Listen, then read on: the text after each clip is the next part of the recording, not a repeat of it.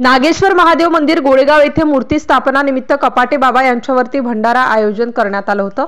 नागेश्वर मंदिर गोळेगाव येथे हनुमान मूर्ती स्थापना करण्यात आली। या प्रसंगी कपाटे बाबा यांच्या वतीने मूर्ती स्थापनेच्या निमित्ताने भंडारा महाप्रसादाचे आयोजन करण्यात आले होते।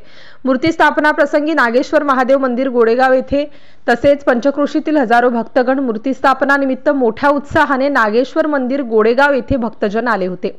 औंढा नागनाथ तालुक्यामधील तसेच पंचक्रोशीतील हजारो भाविकांनी सहभागी होऊन मूर्ती स्थापना करून नागेश्वर महादेव मंदिर येथे येणाऱ्या भाविकांना महादेव कपाटे बाबा यांनी आलेल्या भाविकांना महाप्रसादाचे आयोजन करण्यात आले होते।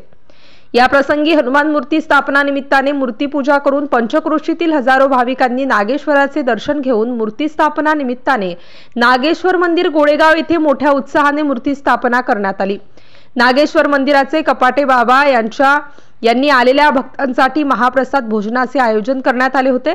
पंचक्रोशीतील हजारो भाविक भक्तांनी मूर्ती स्थापनेचा लाभ घेऊन महाप्रसाद भोजनाचा लाभ घेतला।